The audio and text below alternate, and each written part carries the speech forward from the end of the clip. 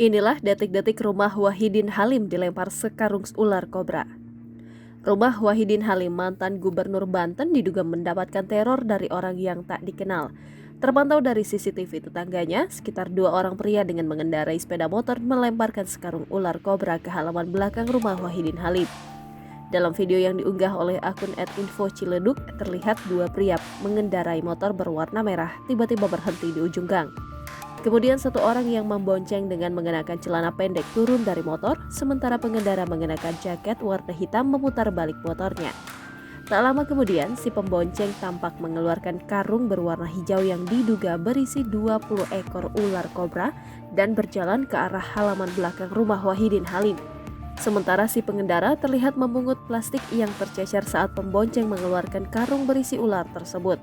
Hanya saja dalam video tersebut tidak kelihatan sama sekali aksi si pembonceng melempar karung ke halaman rumah Wahidin Halim.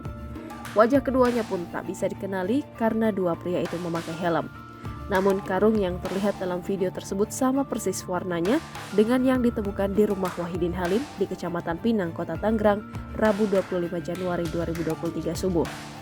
Berdasarkan rekaman CCTV itu, 2 pria yang diduga pelaku pelempar ular itu beraksi sekitar pukul 3.40 waktu Indonesia Barat.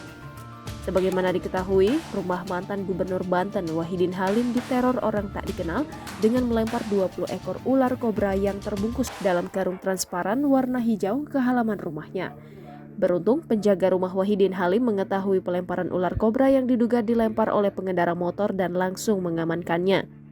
20 ekor ular tersebut ditemukan masih terbungkus rapi dan tidak ada yang keluar dari karung. Aksi teror tersebut langsung menggegerkan publik dan dikaitkan dengan dunia perpolitikan. Apalagi karena pada hari itu, calon Presiden Anies Baswedan dijadwalkan berkunjung ke kediaman Wahidin Halim. Jangan lupa subscribe, share, komen, dan like ya!